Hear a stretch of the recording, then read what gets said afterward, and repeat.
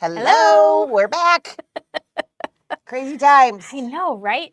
Did you notice there's a new feature on the thing? So when we put the little video playing, it automatically mutes us, so we don't have to hit the mute I button. know, isn't that wonderful? And then it automatically unmutes us. How many times have we been like, hi, and there's no sound?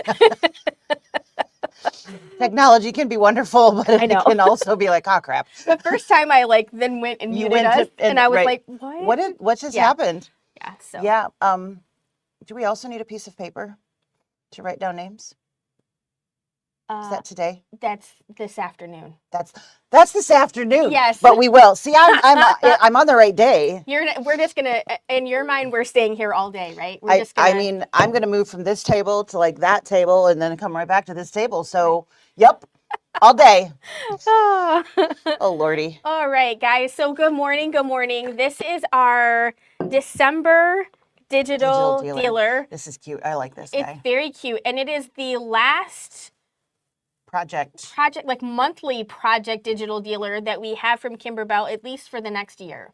Yep. Because we'll talk a little bit, we'll have some time, we'll talk a little bit about next year's digital dealer as well. So this is the really cute snowman, and I'm in the hot seat today.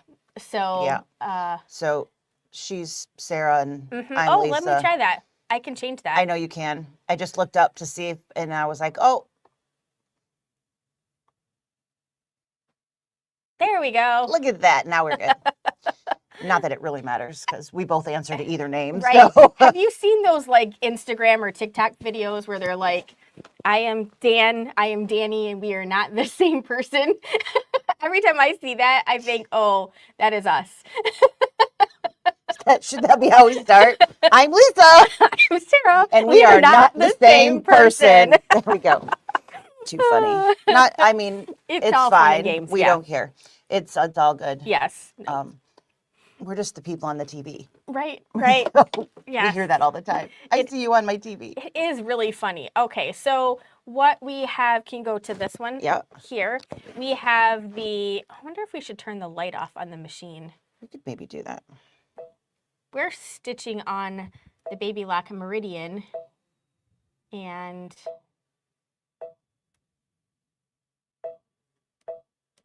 is that better? I don't know. Oops, wrong. Go all the way off and see if it gets better.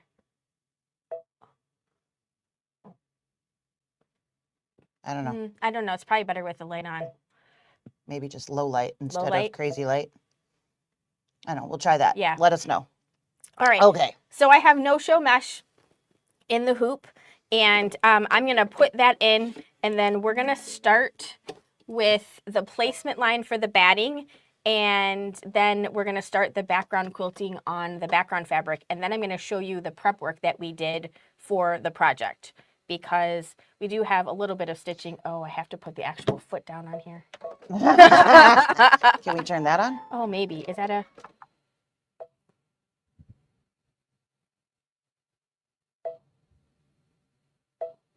There we go. Whew. Pressure's off. I know, right? Total wrong button pushing happening on that one. Does that make any? It doesn't really, does it? Makes more shadows. Yeah. It probably won't be bad once we actually have fabric. We're on a different machine. This height is a little different. It's different, so the lighting, everything changes every time we change something. I could have sworn I just turned that little guy off, but he's still just shining away. Yep. All right, so placement line for your batting. We are doing the 8x8 just design. Gonna say that. So this has 3 different size options. This is the largest. This is the largest. So we are in an 8x8 hoop. You could, of course, use an 8x12, but this is be the smallest that you could use for this particular design. Size. And just a little FYI, if you're using either the 8x12 or the 8x8 hoop, they're tough to get in and out. So they don't slide quite as easy. No, you're really going to want to make sure that you're holding your little... Hold that gray piece that you slide the hoop into, which will prevent it from being pushed out of position. Exactly. some hoops slide in so easy, we skip that. That is technically the correct way to load your hoop. It is To hold that regardless of what hoop you're using. But most of us get a little lazy on that just because most hoops do slide so easily. But for whatever reason, the 8x8 and the 8x12, they must just be a hair taller Yeah. or wider, one or the other, on that groove that goes in. So, But they're tight on ours too, on all of ours. yeah, and it's just a thing. It is. All right, so we're going to, well, just checking.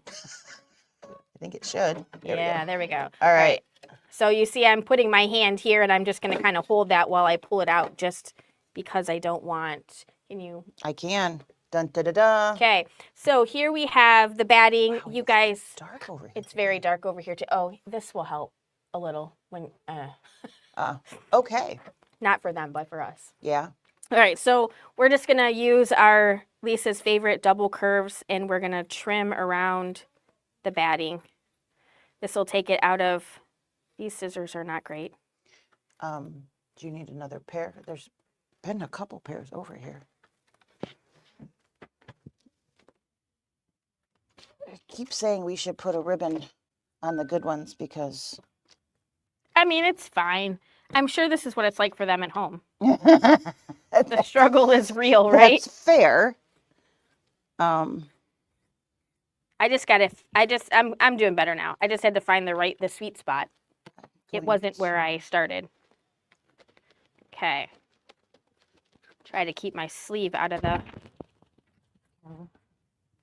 screen. Take a second. See if you can find any other double curves. These are not fantastic.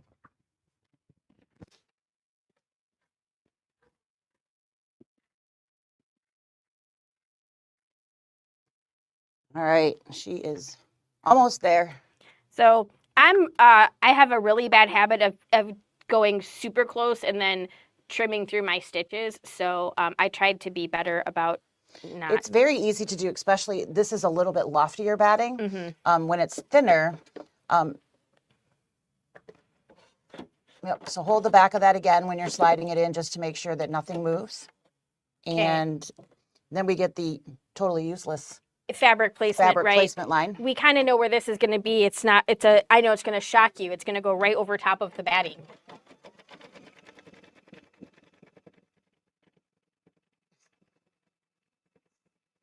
Such craziness. Yes.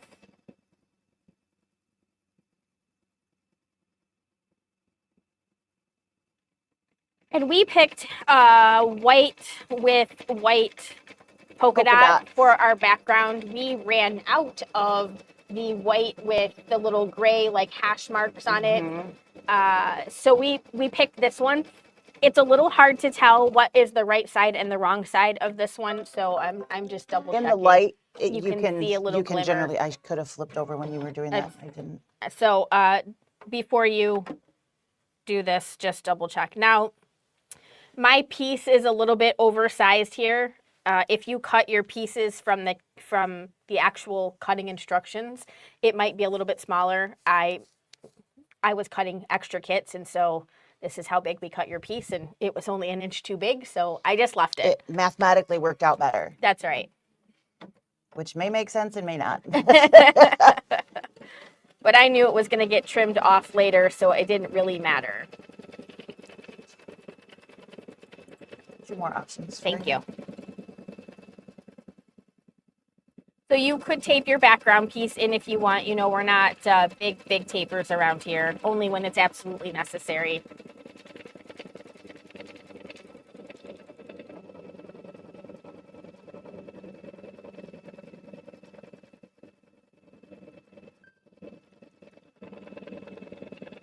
All right, and this is going to be finished in the hoop. It is.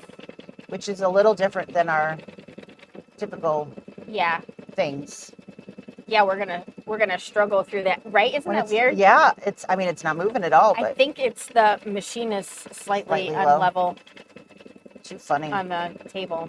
I noticed that the other day when Tucker and I were using it. When it gets all the way to the back, it's like just a little. Yep. Interesting. Can't see it on there, which is good. All right, so that is all tacked down. The next piece is going to be the quilting. So we have basically a white on white fabric. We have 015 white in, which is the slightly creamier version, not bright white. Yep. I like this one personally. Me too. For this kind of thing. So we're going to do the quilting. This is a few minutes stitched, and then we were going to talk about something. Yeah, I was going to talk about the prep work. Yep.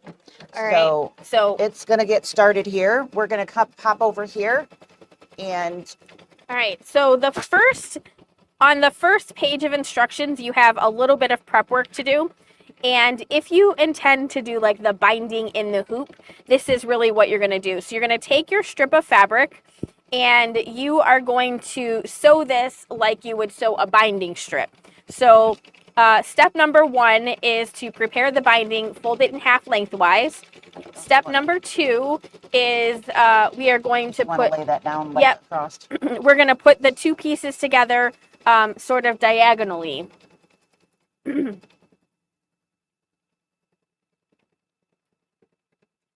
So I don't think the square actually shows it very well. It was the only piece of fabric I had. Yep. You want me here's another slightly longer piece. Okay. So if this were my two pieces, okay, so what I want to do first is I want to make sure that I don't have anything twisted. And so here is one end, and then I'm going to bring up the bottom end, and I am going to place that right on top of this edge here so that I have basically like a little diagonal piece. So I've got one piece going horizontal and one piece going vertical. They're going to match up at the top corner. And then what you're going to do is you're going to draw a line diagonally from this corner to this corner. And that's going to be the line that you actually sew on. So then you're going to sew that piece together. And when you sew that piece together, it is going to look like this. All right. And so we sewed it together, we trimmed it off, and then we pressed it. And that is how we have a continuous tube with a diagonal seam in there. So you're just going to take your two pieces, basically making sure that you're not flipping the pieces inside out make sure and that upside tube down. Doesn't twist when you pull it around. And then you're going to put them diagonally and you're going to sew across the seam. So, and the pictures here are very detailed. Just do exactly what the picture says and you should be okay. Hopefully I did, because I didn't look at the picture. Yeah, there's... Oh, I got that thing. Oh, hi from Ontario, Canada. Hello. All right, so that's the first thing that you're going to do to prep it. Now, we did put a little bit of best press on this to starch it, but not a ton, because this is a binding piece and I don't typically... you want it to move a little bit. To move a little. Right. So then, moving on to your other pieces, you've got a couple pieces that you need to put the woven interfacing on.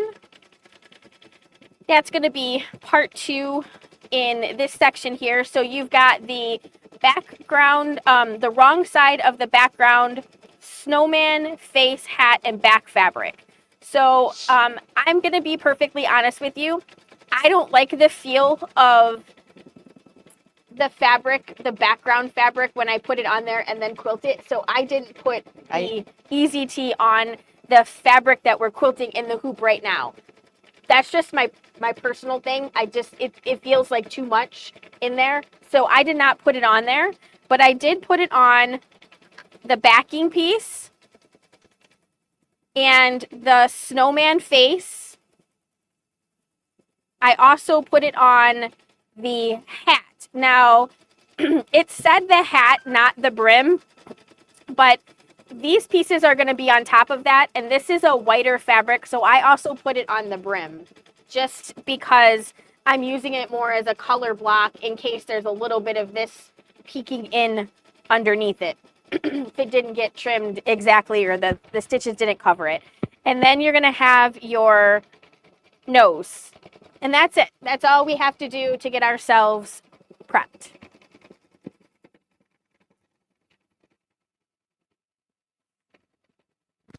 We are coming up on done on that beautiful quilting over here. Ta-da! Look at that. Magic. It's like movie magic. Almost. If only we could have muted that sound. Right. All right. So the next thing is going to be a placement line for our snowman's face, head, whatever you want to call it.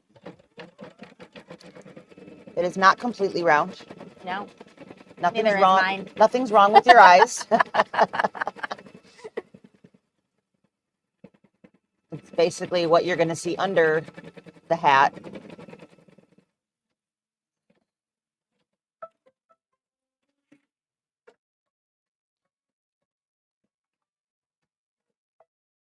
Okay, so then I'm going to place the fabric, making sure I'm covering everything. Over top of that, of course, you can tape if you would like. I'm just turning the beeping off. It's really loud very today. loud today.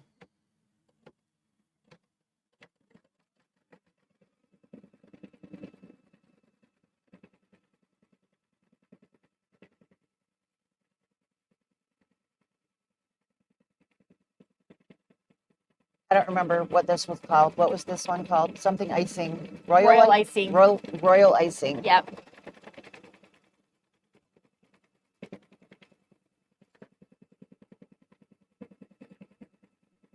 All right, so because it's a construction stitch, it's gonna run around there more than once. Yep. And then Sarah gets to trim again. I gave her some more scissors to play with though. I got 3 choices now. Now you can go from there. Again, don't forget to hold that hoop if yours is sticky. And over here, we're going to trim off the outside edges. Sarah's gonna do that. Oh, yeah. These are the good ones. All of a sudden, I had a little bit of a Canadian accent there. Oh, yeah. Oh, yeah. Yeah, man. Got a little excited. Oh, yeah.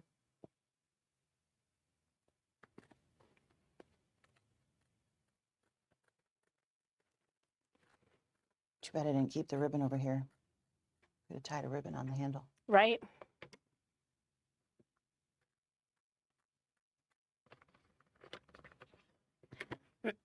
Now, if you didn't put Easy Tea on this piece and you were using the original background fabric, you would probably see some of that poking through. We did this white on white polka dot, so it wouldn't likely poke through.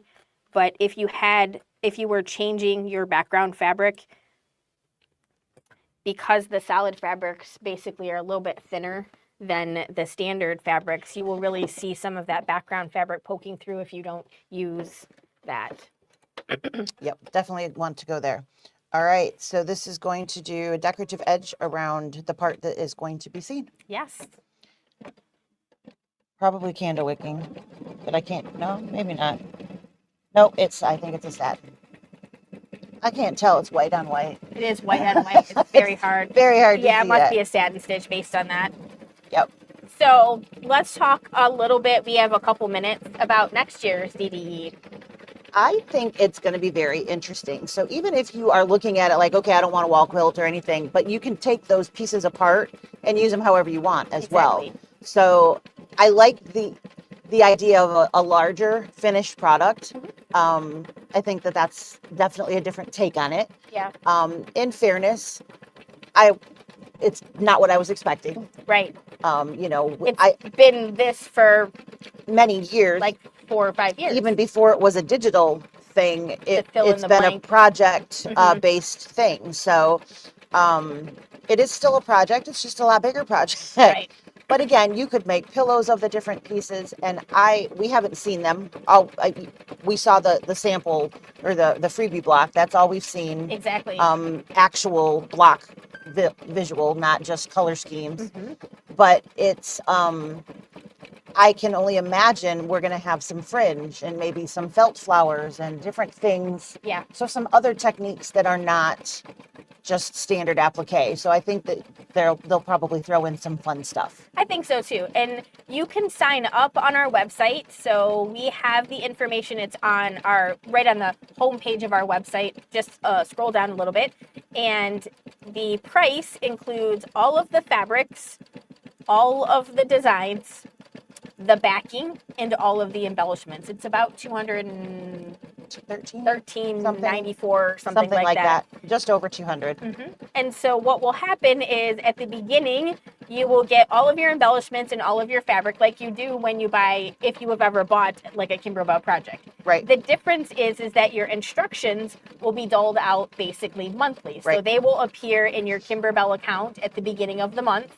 And we will give you if I would assume it's probably included, but if not, we'll make sure we give you the cut list for the whole year so that you don't accidentally use something in the wrong time frame. Exactly. And then get to that one and go, oh, I don't have whatever that is. So I think the better route would probably be that first month cut for the whole year and make bags or a folder or a project box, whatever it is that you use for organization of stuff, and separate each month out. And that way you won't accidentally grab the wrong thing. Right. At the wrong time. And really, as someone who really likes to prep, because when I'm ready to sew, I want to sit down and sew. The ideal of being able to have everything ready, just grab that design and go to my sewing machine is actually very appealing. Absolutely. Yep. And, I'm prepping like some little stuff to take in the RV with me to do that. And I'm like, oh, it'd be so nice to just have them all kind of grab a bag or pile or whatever it happens to be and go, instead of,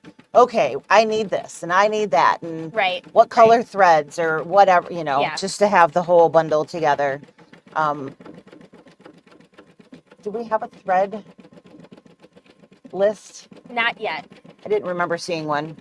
Sometimes you see things I feel like there's a glide list out already. Yeah, and there's probably even a kit somewhere out there, which we can equivalate to what we've got here. Exactly. And honestly, if you really love Did I make up that word? Glide thread, we can get you a kit. Yes. So if you still want to support your local Kimberbell crazy people, we can get it for you. Even though you calling me crazy? Yes. Oh. I mean, I'm in good company. That's fair. Very fair. All right, we have the top portion of the cap, so the darker portion placement line. Yes. Should we just do it in white? I don't see why not. Okay. And then we'll swap out. Yeah. If you struggle to see like white and white, this would be a good time for you to change your thread color. Because applique placement can be a little hard if you're doing it in the hoop and towards the back of your hoop. Sometimes you think really you got it far enough over that line, but you actually are just under it. But it looks like you have it. All right, so we are going to change from our white thread to the navy. I have a really oversized piece, so I'm not worried about it. We are using a Floriani color PF 358S. That sounds right. Oh, I missed totally. I would think probably somewhere in the range of 5.5, 5.3, or 4. Yeah. In exquisite. I couldn't find one of those to save my life this morning. We're still sort of all over the place from the sewing expo. We got all the big things back in their homes. It's all the little stuff that we're like, where's this at? Yeah. And we're still hunting a little bit. All right, so this I think is a pretty nice color, and we're going to again, you could tape here. My fingers are my tape. Yeah. So again, this is tacking down, so it's going to run around twice. And then I imagine we trim. Yep. We're going to have probably a satin stitch up there too.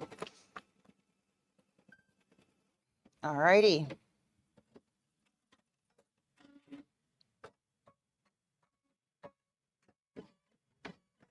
Good morning. All right. Good morning, Karen and Connie and Jen.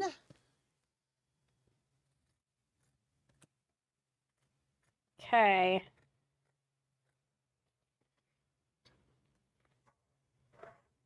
You don't want to cut your background quilting stitches, so be careful. Good morning, Karen. We are stitching the December's Digital Dealer exclusive design, which of course you can get from our website, and then we will have that sent to your Kimberbell account. So this is the last one of the year, and it would be their first thing December on the 1st. 1st. I don't think I grabbed the Yes, same you pair. do see a snowman appearing. You are absolutely correct. And so we've got the face fabric down, and then this is the top of his hat. Kind of beanie type hat, I guess, for lack of a better. Almost there. Ta-da! So this is going to be, you could just hang it on the wall if you want from something in your kitchen or whatever, but the idea is to sew instead of trim. Yeah. So yeah, that's, do they call it, what do they call it? It's snow time. Snow time. They don't It's have like snow a time. description like how you're supposed to use it. Oh, it's decorative hot pad. Hot pad. So are we putting in a heat block? No? Okay. They did not call for that. Okay. Interesting. Yes.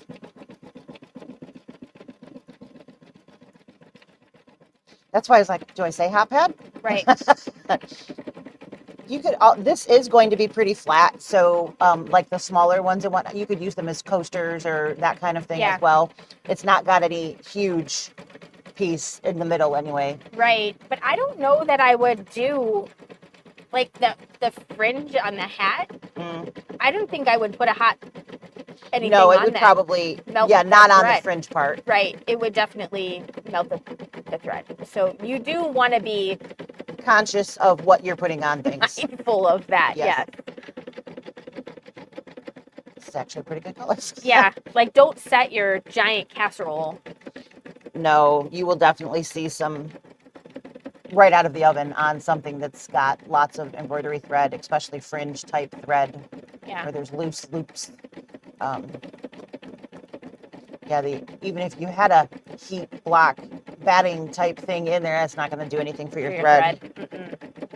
A lot of times, if I'm using them, I'll flip them over and I'll just use the back for the higher heat things, so it's not directly touching.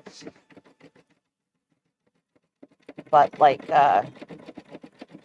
the main portion of this, the ball of it's going to be literally like where the needle is right now. It's up at the top, so you'd have this whole section. Yep. To put your mug or whatever on. Hot or cold. Mm-hmm.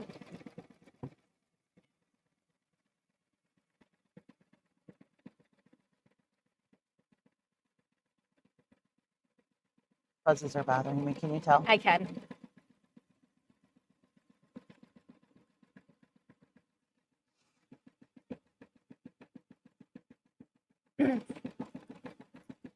Yeah, we're it's weird. I'm sad that it's the last individual DDE. I definitely like the individual project concept that we've been working with for so many years. Yeah.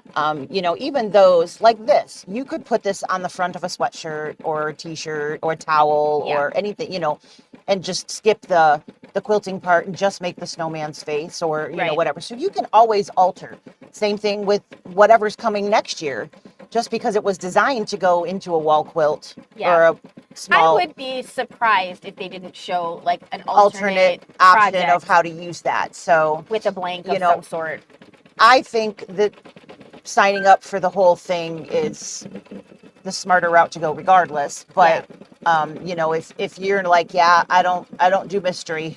I need to know what I'm buying. We get that. So you can see it's a row quilt, and you can kind of guesstimate what kind of things. If I remember right, there is felt in the embellishment kit. So I'm little cute buttons, and you get a really, not that I mean, maybe you'll sign up for the entire quilt because you get the cute little bag. I mean, there is a cute little embellishment bag that comes from Kimberbell that you can put your blocks in each month, which is super duper cute. And Light blue. light blue. So this is color number ES379 because we're getting ready to do like the hat brim here. So this is maybe a hair lighter than what I was looking for, but I couldn't find the one I was looking for. I was thinking like 409 would be really good. It's a little bit, it's still the same shade, but it's just a little bit darker. But this goes with the plaid color very nicely. And I think I have the old plaid instead of the new plaid because that's what we had out there. what we had. I know that if we had lots of old plaid, we didn't buy the new plaid until we ran out of old plaid. Right. So that makes perfect sense.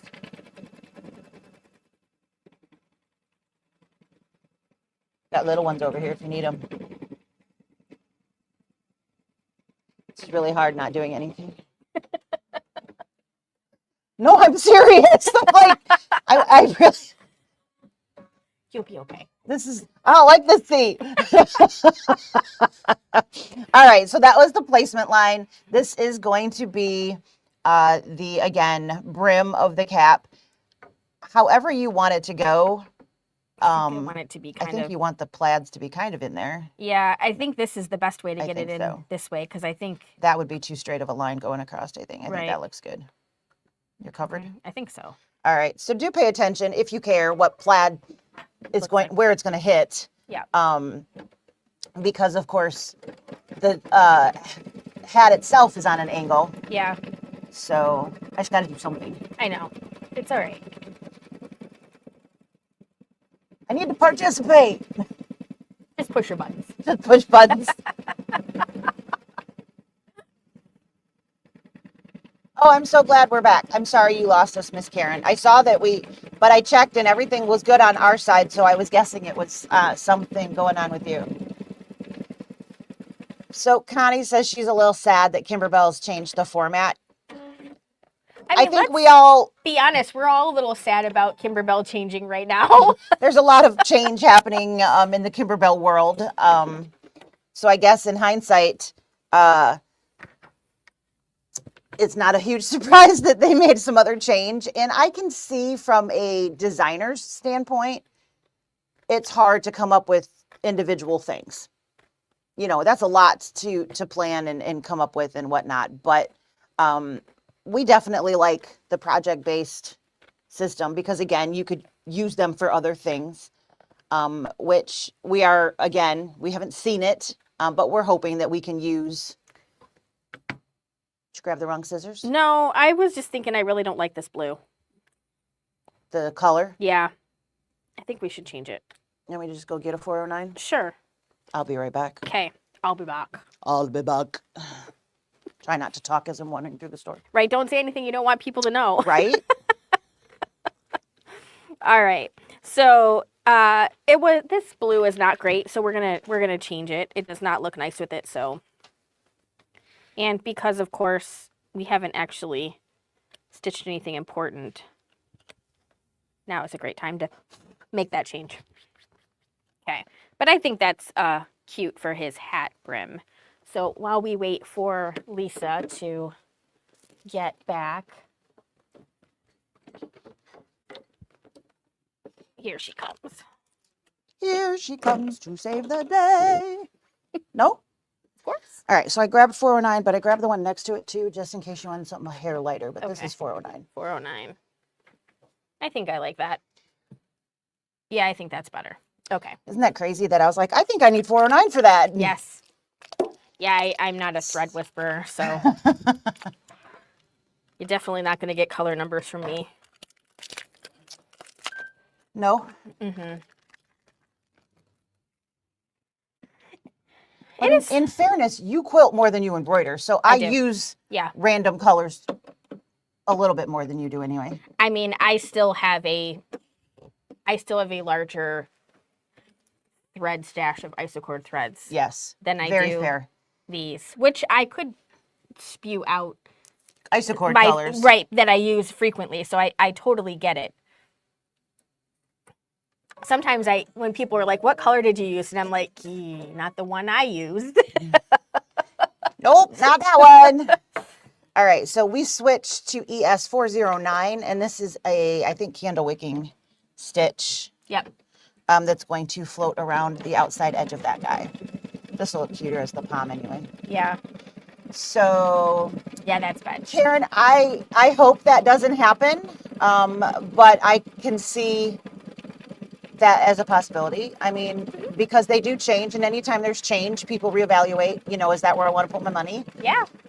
So I guess we'll have to wait and see. Good morning, Mom. I am excited because I'm a quilter. So to me, the row quilt and being able to hang that up someplace is very appealable to me. Yeah. Whereas while I enjoy making these projects at the shop, they when you go home, how do you apply it?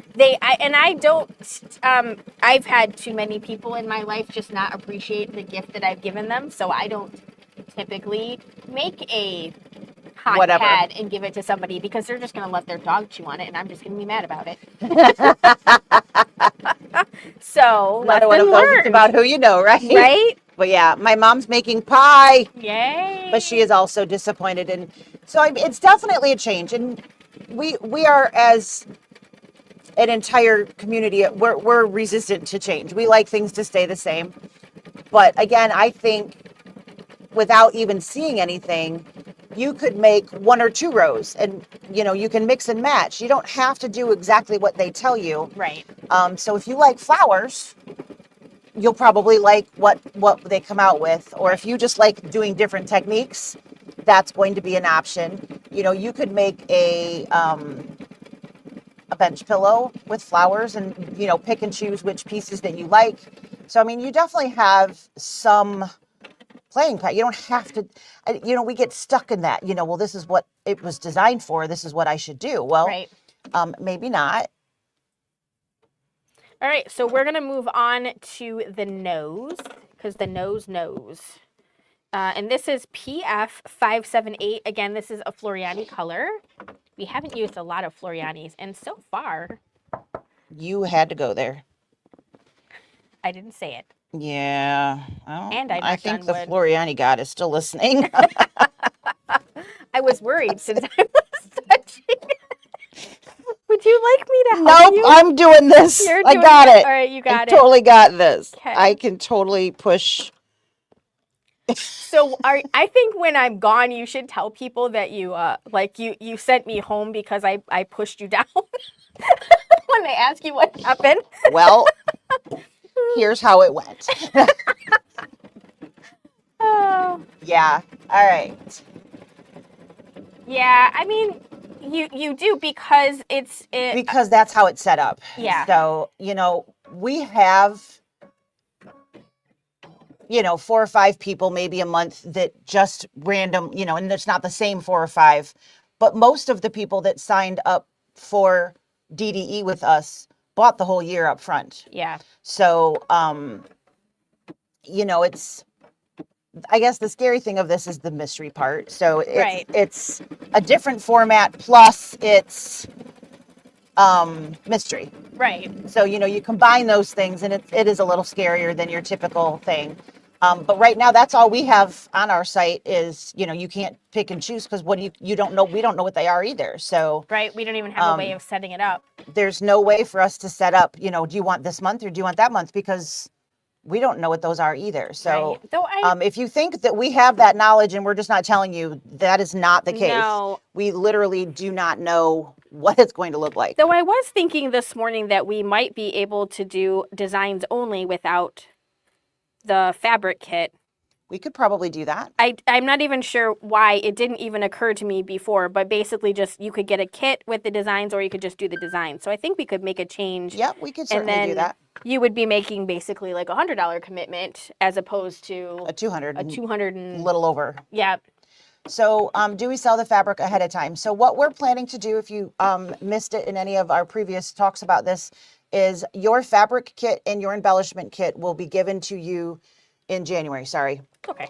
And the fabric kit will be for the entire year. It won't be for month one, because we don't have, there's no way for us to do that. So it's like the list that we got said they need a fat quarter of this color, they need a this much, and that fat quarter covers something in January, something in May, and something in, so there's no way for us to package that, at least not easily. No. So we are giving the entire month. And what we're suggesting is that you pre-cut that whole year and either Ziploc bag it or project bag it, whatever you do for organization. And then you just pick up that month's when it's time. Yep. So will we sell them individually after the fact? So, okay, this is, now we're in May. We know what May's is. Will that be an available purchase? I don't see why we wouldn't do that. Right. And we're supposed to get some information like a couple months ahead of time, like for our purposes. That we're like we'll get January and February as blocks. Right. We'll be sometime in slightly December. ahead, but we are not going to get to see the whole thing. No, which will give us an opportunity to be able to do a couple, an individual design. Yeah, then you can definitely use up some of the fabrics from your stash. So we'll make sure we get that up. We'll try to have that up by this afternoon. That shouldn't be it. We can just add we should just be able to add to our listing and put that as an option. A problem at all. And then we'll still be happy to give you a list of like the cutting instructions, what you'll need. Right. Then you'll be able to have that as well. I would imagine it's part of January, but I could be wrong. We need black. Okay, so now I'm even more confused. Why do we have two colors if they are both black? Remember we had pulled out a gray? I don't know. Yes. I guess we'll find out later, but. So in the color list of threads, it says you also need a gray, but I don't see where we're going to put gray. So we have the face here, and that's just a couple minutes. And then we're going to, I'm going to stab that we're going to go do the fringe. That would make sense. And then we'll figure out how to attach that stuff. Because I don't know how to attach it. You know how to attach it? No. No.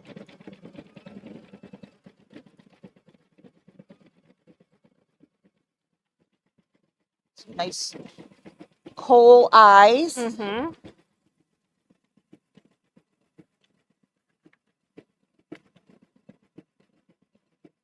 Oh, we get to switch back and forth a couple of times. Because that's not confusing at all. No. So there's two rings of fringe and then a center.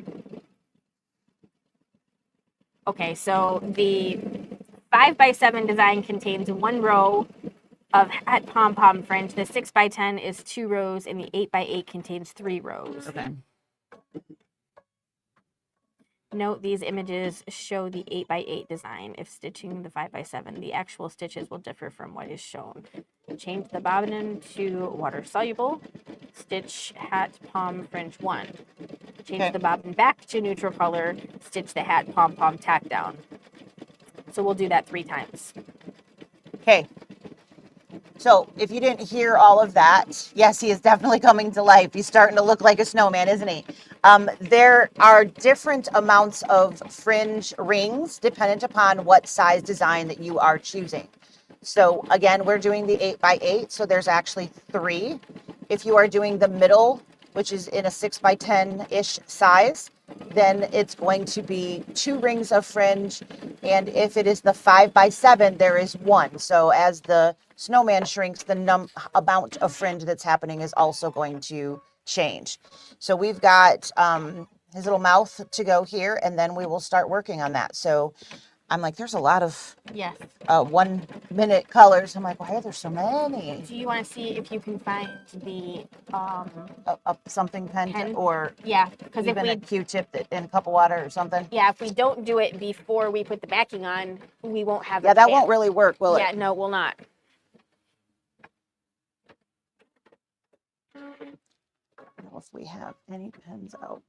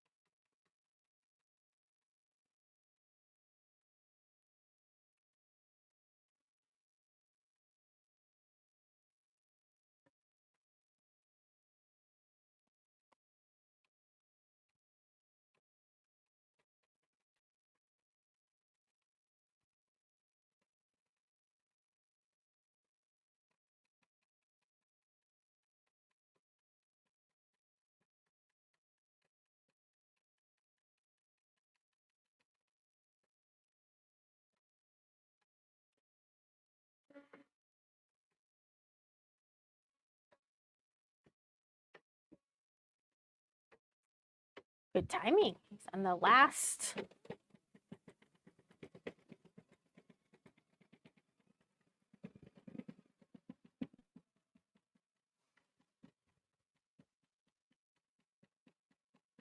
Cute.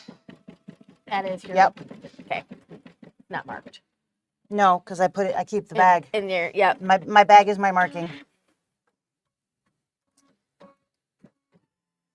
So Sarah was just saying that I don't have any markings on my water soluble bobbin. I always use a bag, so my water soluble thread spool is in there, and I put my bobbin in there as well. And I literally take it out of the machine, put it back in the bag, even if I have the next color, and that way it's not ever laying out on my counter and I get it confused. Okay, so water soluble bobbin thread is going into the bobbin so that we can work on the. Not as much room here, huh? No. And we want to change. We want to go back thread. to 409. Yes. So glad I got that tacked in there. The one I didn't need to do that with, right? Right. I don't think I got it on the pin. Why is that so hard? I don't know. It's not just me though, right? No. Oh, thank you. It's like there's a secret to it that somehow we don't know. All right, so we went back to the other thread color, the 409. That's back to exquisite. We have water soluble bobbin thread in the bobbin. So when you're doing fringe, the first ring or line or whatever it is that's part of there is what you're going to actually end up pulling to the front of the hoop. So the water soluble bobbin allows us to just get that wet, and then the stitches dissolve on the back, which are the bobbin threads. Yep. And then we're able to freely pull them up. You can't leave that in there. You have to change back to your standard thread for the tack down part. Yep. There's generally a small satin stitch that holds one edge. Otherwise, it would all come out. Otherwise, it would all come out.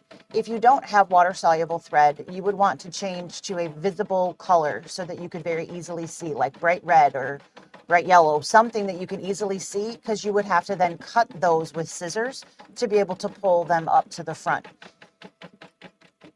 This is not hard by any stretch, but you do have to pay attention because it matters a whole lot what bobbin thread you've got in at what time. Yes. So when you are sitting down to stitch this, please make sure that you pay attention and don't just hit go, because it's all the same thread color. Right. So we are not changing our top color at all for this. No.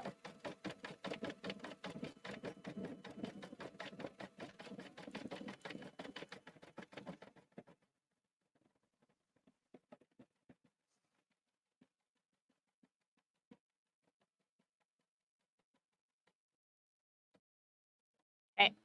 Now we're going to go back and put regular bobbin thread back in.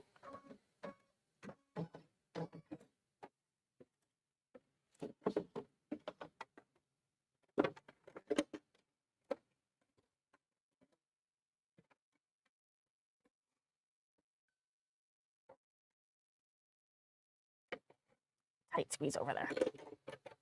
Yeah, we're working right next to it. Okay. All right, so standard embroidery bobbin is back in.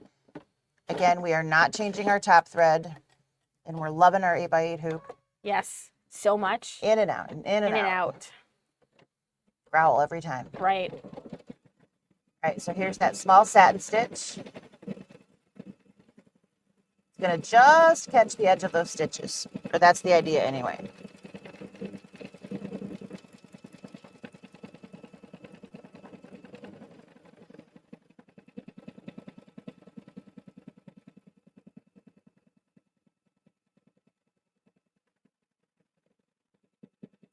So what are you guys eating tomorrow?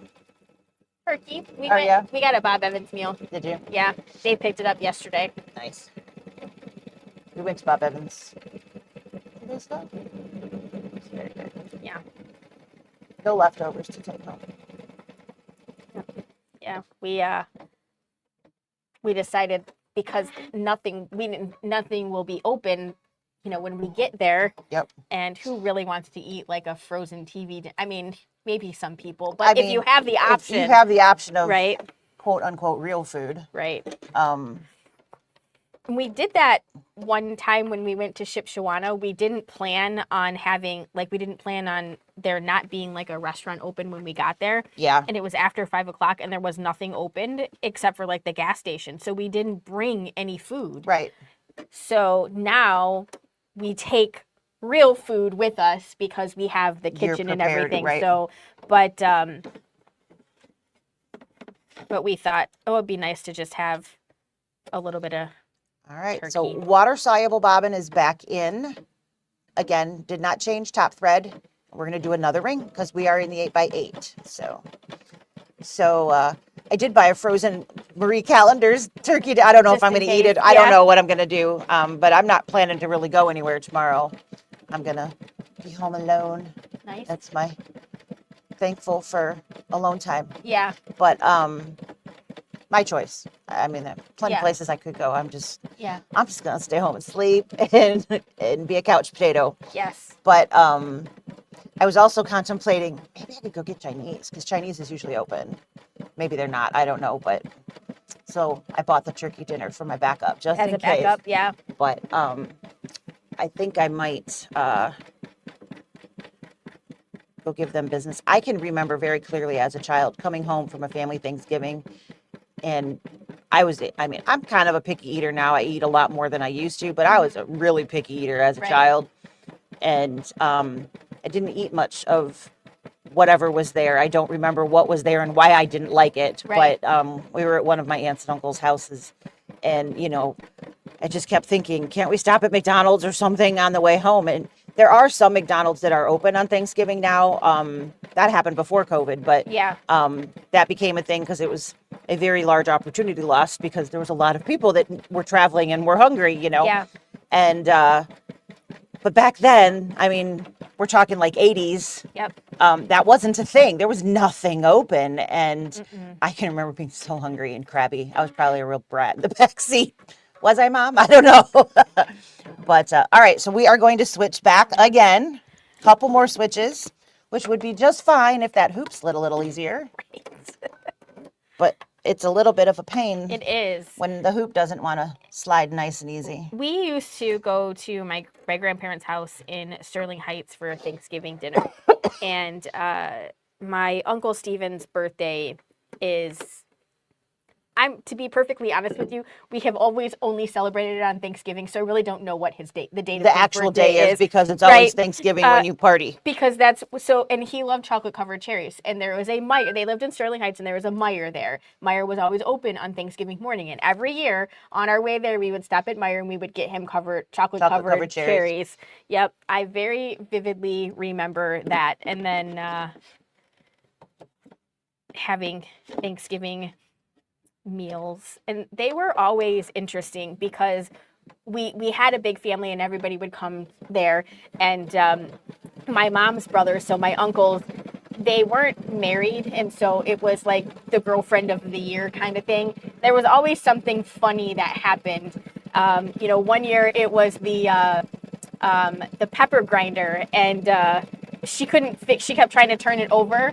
And so they said, you have to turn it. So she just did this around Oh, the for plate. Pete's sakes. So I know you guys can't see me, but she literally You can took, see on the side there. yeah, she took the pepper grinder and went in a circle around her plate. Like that was how she twisted it and turned it instead. And she was like, it's just not working for me. And everyone, Is that kind of like a gun? right? You know, Just we were keep trying. trying so hard not to laugh, but at some point somebody started to giggle, and then everyone And else. then you couldn't handle it. Yeah. Yeah, for sure. And then the year after that was the year that my grandma must have only used the gravy boat like once a year. And when we went to pull the gravy out, there was a candle in there. So, it was in the cabinet, and the candle and my grandma didn't even pay any attention. She pulled it out, put the gravy in, and then, the next person who went to grab the gravy, there was a candle in there. So, yep. That's fun. Very nice. I'm sure I was a brat. Maybe even I don't ever remember you being a brat, at least not at Thanksgiving. Oh, isn't that sweet? We were coming, if I remember right, it was Donna's. And I don't think she cooked a traditional meal. I don't know what it was. Yeah. And maybe she did. I don't know. Right. But it's sometimes when you go to people, like their traditional meal isn't like the cooking that you're used to. So and that's hard when you're a kid. I'm still a brat when it comes to my stuffing. Yeah. I don't like bird stuff. I don't like the stuff that was actually stuffed in the bird. Right. That just wigs me out. Right. It's just a mental thing. I'm sure it tastes great. It's just that mental of, nope, I don't want that. Yeah. But I also don't like a whole bunch of stuff I like just the bread, maybe a little seasonings and whatnot. But I like I said, I'm picky on my, so I'm sure it was bird stuffing with celery and big chunks of onions and, cranberry sauce was mixed into something. And, it was probably one of those things. And like I said, I don't remember how old I was, but it was either late 70s or early 80s, and nothing was open. Yep. But I remember begging for a McDonald's, and maybe maybe I'm making it all up. I don't know, right? Because that's a possibility too. But yeah, when back in my McDonald's days, when that became a thing, should we be open on Thanksgiving? I was like, yes, we need to be open on Thanksgiving. There is a poor little girl that is dying for food. We must save her. But yeah, that was fun. And it's funny because a lot of the kids were like, I'll work. I don't want to go to my family's. I'll work. Right. That's how they got out of having to go to grandma's or, because, there's always that. It's fun for an hour, and then you're like, can we go home yet? Right. As a kid. Right. It's different as an adult. Yeah. You enjoy talking to your cousins and your, whatever. Very different as an adult. It's very different as an adult than it is as a child. You definitely have a very different. You know what? I think I was supposed to change the center to a different color. Oh. Do we want the center to be a different color? Nah. Okay. If you want your center to be a different color. That is one nice thing I wonder about. if that's where the gray was supposed to go. Maybe. I bet that's what the gray's for. Yeah. It doesn't look gray in the picture here, so I didn't know that. But that is one nice thing about layering of this. You do have the ability to change your top thread if you want to. Oh yeah, your fringes could be different color. Wouldn't that be You cute? could have white as the middle ring or something like that if you're doing the 8-inch. Or the center if you're, if you only have two or whatever. So you definitely have some options. So we have put the water soluble bobbin back in its little home in its bag. And the you can't see the bobbin thread at all. Oh. Well, just get it really, really wet. It'll be fine. Let's come over here so she can see. Do you want to show that just so that they can see? Actually, that too, but I was going to say where you can't see the bobbin thread. So this is what we're going to be using, okay? And then this is the back of it. So it looks the same as the front. Zero white showing. So the only white that we can see really is in the very center. Yeah, there's a teeny bit there. So if you were cutting, that would be really hard. You wouldn't know what to cut. So we just evidently have a super tight tension. What are we sewing on? A meridian. Embroidery only. Embroidery only. So, and we're using 60. Yeah, that makes sense. Maybe a little bit. So what she's got there is a fabric folding pen, but instead of starch, it just has regular water in it. Getting anywhere? I mean, it's getting wet. I would just douse, like So, squeeze it and yeah. let it drip. And So I'm just wetting the whole thing here, and then I'll come in from the other side and see if we can pull. I stuck my little wool mat underneath so that I could got press something to press on down. And then I generally rub a little bit. It looks like you're rubbing a little. I can't tell. Yeah. I will sometimes use a sideways motion, not necessarily, you know, it just kind of gets the thread underneath wet a little bit better. You will absolutely know if you don't have them wet enough, because when you go to try to pull them to the front, they won't come. So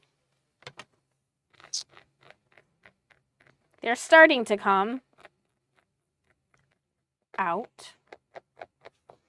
So you can use your fingernail like Sarah's doing. I sometimes will use the non-sharp side of a seam ripper, like tuck it in and pull up. So sometimes they are harder than others. And if you have really tight tension like we do right now, it does make it a little bit harder. So I'm super glad Sarah's doing this and not me.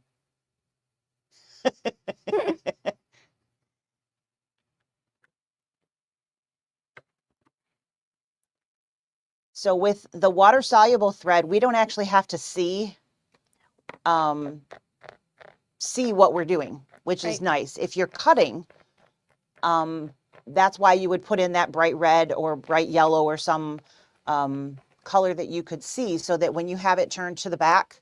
So we're getting there. I was trying to, can you see? It's starting to fringe just a little bit up here. The fringe, yep. And I will say, I think layers are a little harder because it's over top of stitches that are staying there. And so it's a little bit more challenging, but it looks really cool. So it's totally worth it in the end.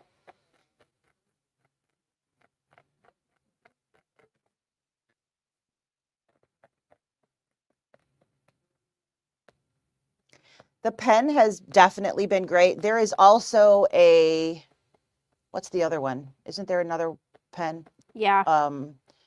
The Sew Line ink one. Yeah. And that one is actually a water pen. The nice thing about the water pen, and I didn't see one of those anywhere. And it's funny because a lot of times I'll have it right in my water soluble bag because it's the only time I ever use it, but I must have put it somewhere else. That one has replaceable tips. So when you're doing rubbing and you're, squishing the crap out of your tip, you can just replace the tip on the other. This one you would have to replace the pen, but this is what I found. And I am really just dousing it here to try to get underneath those layers. And that is absolutely okay.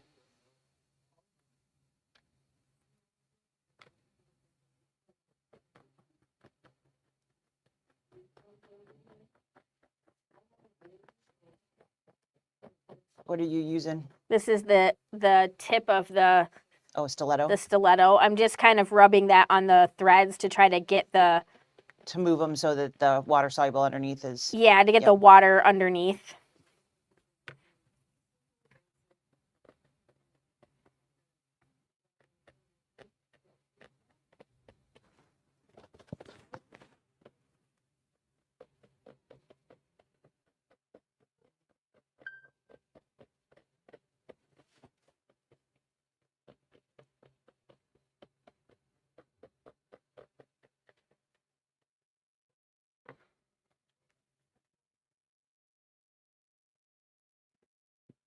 How you doing?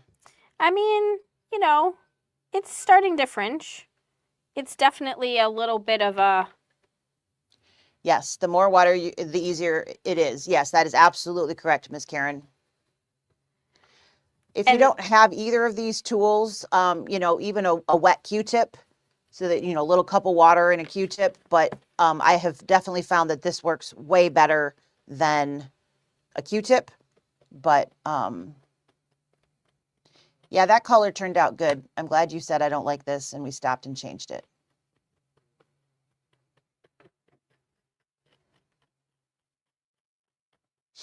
Here we go. It's starting to come out now. So why are we worrying about this right now? A lot of times you can just go back and worry about the fringe later. But we're going to put a back on that does not have a fold or anything in it that we could access the back of this in the next step. So it's kind of a now or never. Yeah, without completely like washing the whole project, we won't be able to have access. Right. You'd have to douse the entire corner anyways, which you could do. Yeah. But then, you've got, well, hello, Sam Friedbauer. Hi, Sam. Yes, Karen, that is Exquisite 409. It is a fantastic blue. I think it's called Windjammer. Yep. And I find that, one, it matches Kimberbell fabric blues very, very well. So I use it a lot from that perspective. But it's just a great blue all the way around. It's not royal. It's not baby. It's just a really nice color.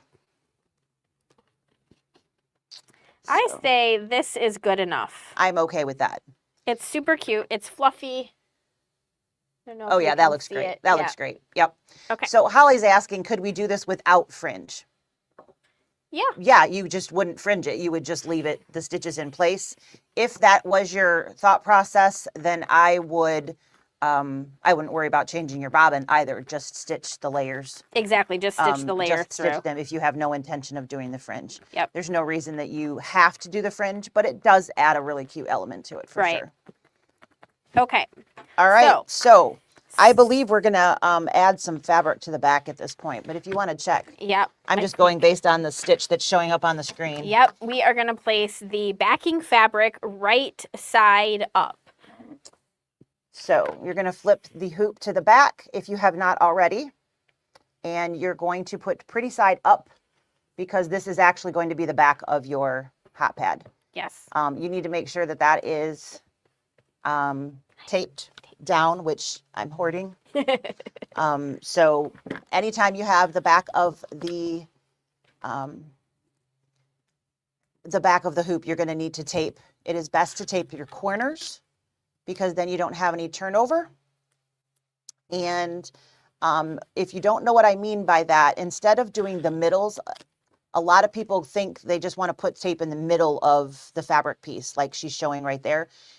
You don't want to do that because that leaves your edges very easily to fold under as the hoop is moving across the bed of the machine. And I can tell you from experience, it's super frustrating when you go to finish your project out and you're missing basically a corner of your backing because it's folded over. So to prevent that, make sure you are taping out those corners. And once we have that, we will come back to the machine and we're going to do a squaring stitch that will basically tack that to our project. So back over at the machine, we're going to go there. So Miss Karen, we are working in an 8x8 hoop, and this is going to finish out like 7.5-ish. Yeah, I think so. I think it's about 7.5 by 7.5. Again, this is the largest of the 3 sizes. You gotta flip. Thank you. All right, so a squaring stitch. We still have in our Windjammer number 409. This is going to be covered up, so it doesn't really matter what color you have in at this point. So why change a color if you don't have to?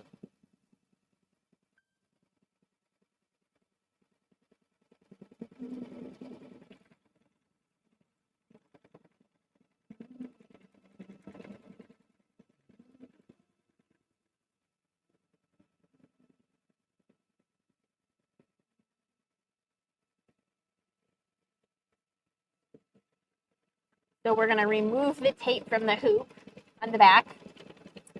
And then we are going to do the placement line for the ribbon. Okay. And it does say to do a visible color here, so. Want to know where you're supposed to put that, I imagine. Yeah. So the ribbon is going to be like the hanger or whatnot for your, and is it going centered or is it going cornered? It's going in the corner, and we're actually going to be taping it to the back. Okay. That's new, Yes. but it makes sense, I guess. Okay, so one more time out of the machine. Over here, we're going to remove the tape. And I was way out of it, so it probably doesn't really matter if we remove the tape or not. So I'm going to stab that. Is that piece oversized as well? Yeah. So, our piece is a little larger. yep, a little bit bigger than what it asked for in the instructions. And basically what she was saying is her tape was already outside of the stitch field because we had a bigger piece of fabric. It didn't catch in the tape. Okay, so we're going to get a little stitch over in the corner, Really which you quick. can see now.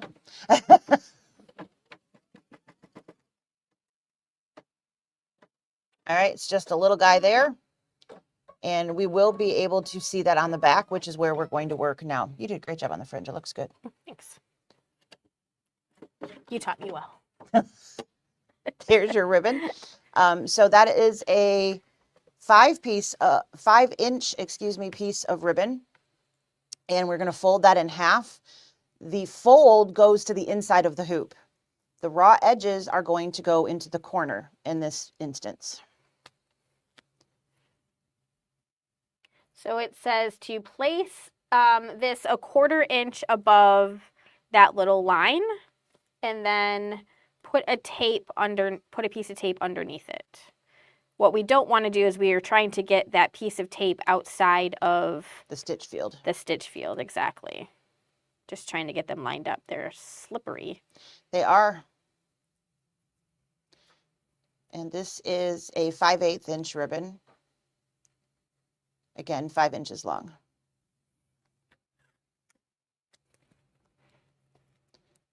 And then because it's the back of the hoop, you do want to make sure that you are taping the end so it's not flopping around, because you don't want that to fold up and get stitched in the wrong position either. Right. Okay. Back to the machine. Loving that hoop.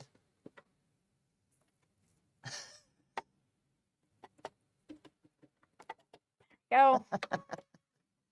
And this is going to go right over top of what we just did, pretty much. Yep. And tack that ribbon in place. And now I don't have a clue what we're doing. All right. You want to read the steps to me? I can do that. Okay. Are we at the top? Yep. All right. Please note, do not pull or stretch your binding loop when you're placing it. Allow the binding loop to be lying naturally. Okay. Okay. You should really never pull on your binding regardless of how you're applying it. Right. But just FYI. All right, so that looks really good. You're going to go over there. Sure. I will switch this real quick. So we're going to place the binding loop prepared before we started along the bottom edge of the hot pad. Place the seam in the center of the bottom of the hot pad to ensure it doesn't end up in a corner. So start with your seam, your diagonal seam, and you want that to be in the bottom. And we are going to tape across, like going over the snowman, and then outside of the stitch field on the right and the left. And this is, we want it to be going towards the inside. Is that correct? Because it's going to be binding and it's going to end up being flipped this way, right? Okay. Align your raw edges with the binding placement line, which is the squaring stitch at the edge of your white fabric. Okay, there. and do I tape at the top or the bottom? Does it say? So it's showing a large piece Piece of across tape. the top and then two on Okay. shorter on the sides.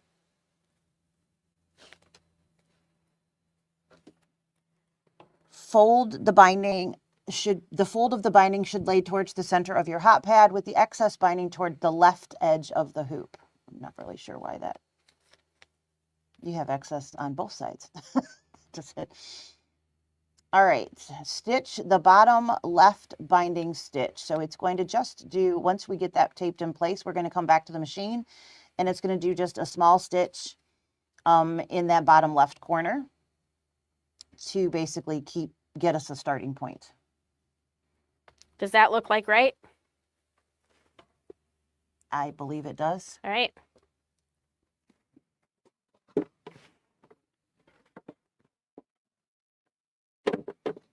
Yep. So it's going to stitch just over here. Rock and roll.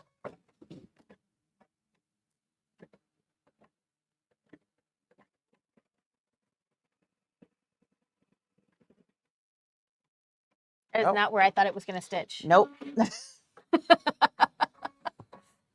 That's okay. Fortunately, I don't think you hit it. The tape is good, yeah. Tape is good. All right, remove the tape.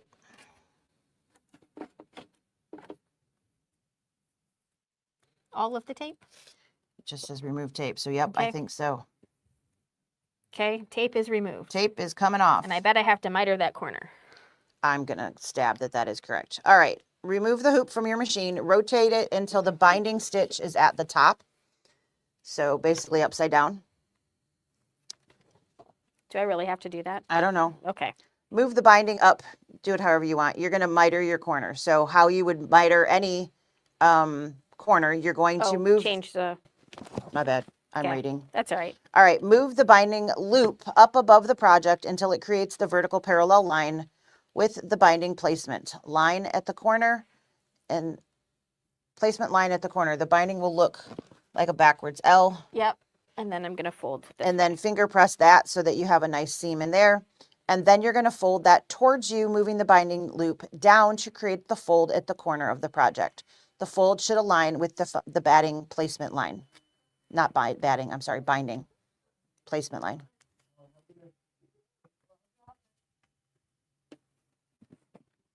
Yep. Okay.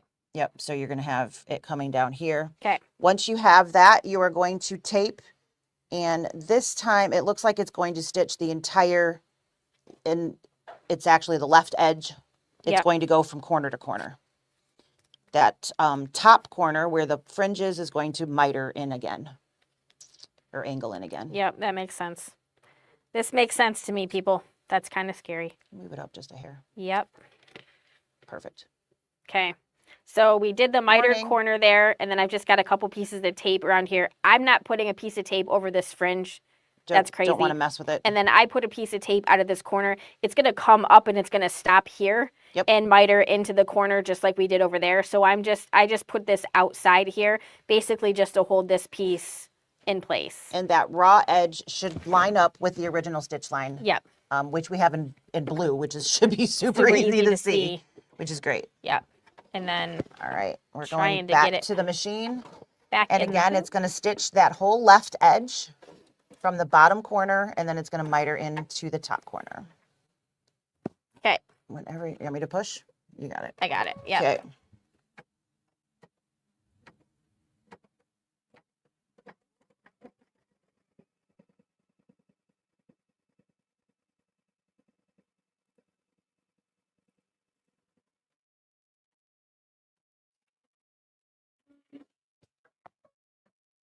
And I feel like I'm going to be doing rinse and repeat.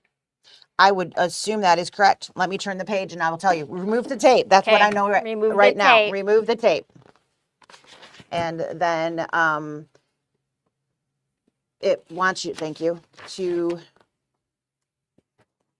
rotate your hoop again. Yep, and you're going to do the same thing that you just did. You're going to miter in up the corner up by the palm.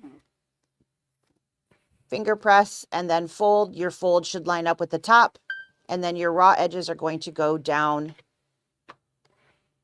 what is the top of the hot pad. And we're going to do the same exact thing. And this stitch will go from the palm corner all the way to the top right and miter in or angle in.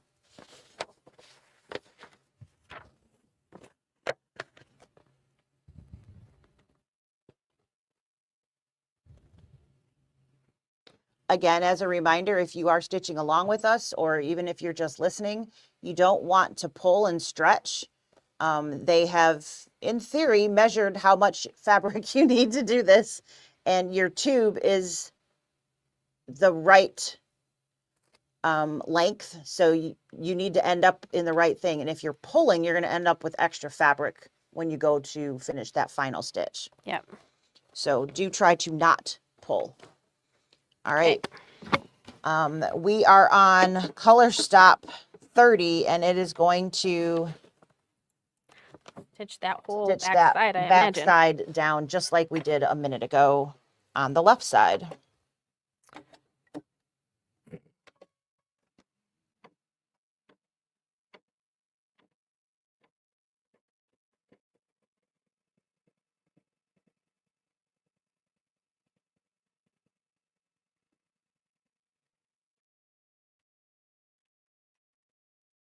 Same thing. Same thing. Yeah, remove your tape and rinse and repeat. Fold up that corner.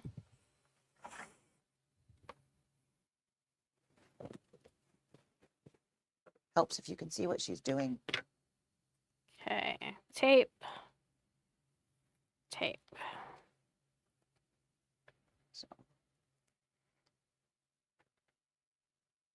So Folding up the corner, finger press it, and then fold back towards the direction that you're going, lining your edge up again with that outside squaring stitch, and your raw edges will also line up with the squaring stitch.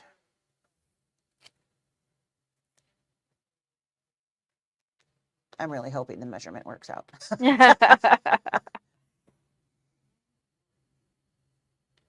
it looks like it's going to. It's pretty close. Yeah. Yeah, it looks pretty good.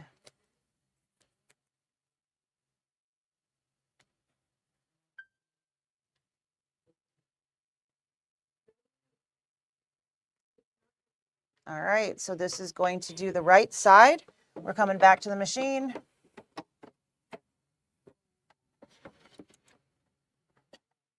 Get that locked in place. You got your whatever? Yeah. Okay. So Sarah's just using a tool to keep everything nice and smooth.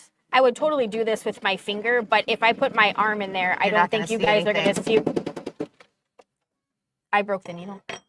Did it hit the tool? It did. Yep. Oh, actually, no. I think the needle came out. It was like super loose. Oh, that's fun. Check and rethread your upper thread, you think?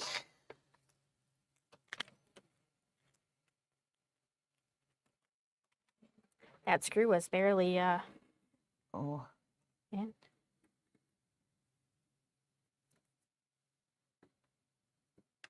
There's a hole here somewhere. There's a hole in the bucket, dear Liza, dear Liza. Do we need to look for the other half? No, Or did you it's find it? I got it. Okay. They're both here. Can you just back up a couple stitches? I can totally back up. 10? Maybe Further. a couple more. There you go. That's perfect. All right.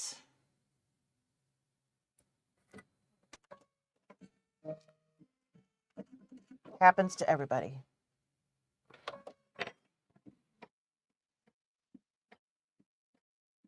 All right, so side 3, almost there.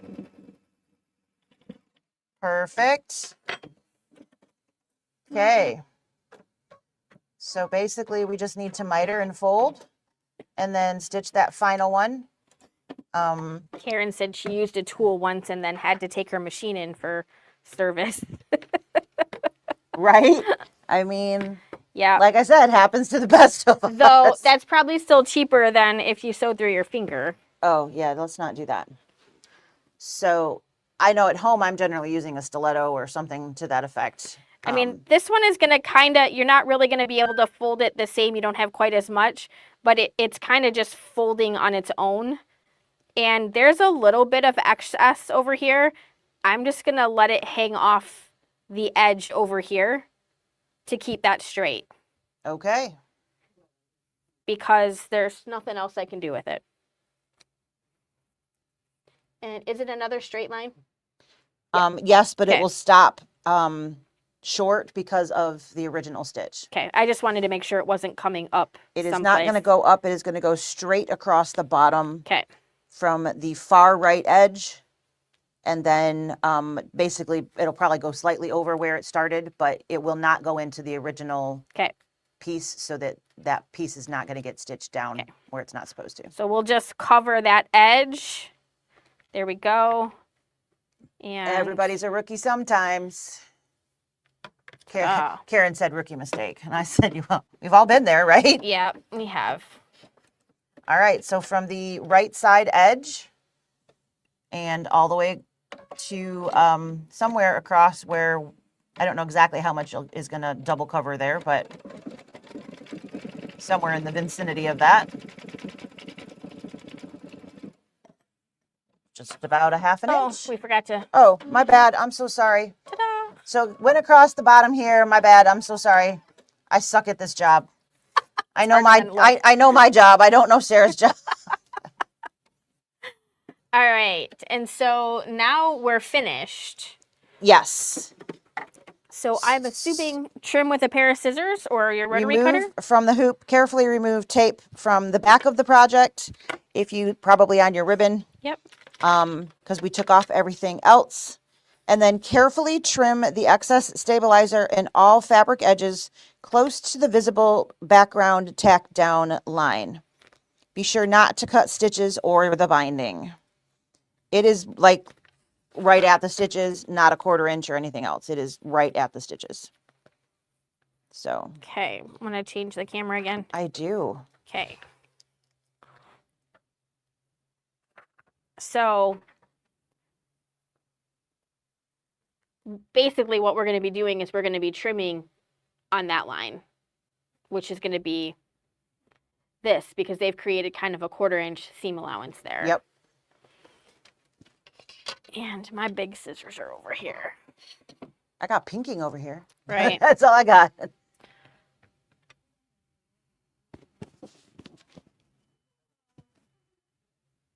So I'm just going to be careful not to. You don't want to cut your fabrics. Yeah. You just want the batting and the stabilizer removed.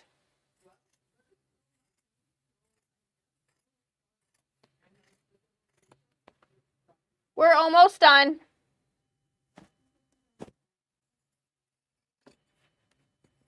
Okay.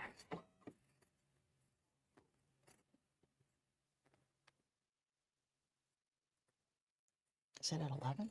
Yeah.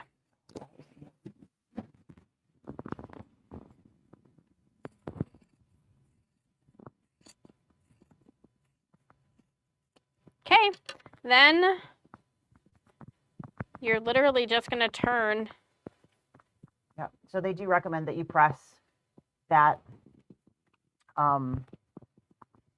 press it. They want you to press it flat and then press to do what she's doing and press it again. Yeah. And then you're just going to flip it around, and they're probably going to, does it recommend hand sewing?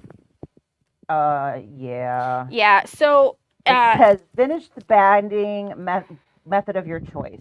Right. Needle and thread.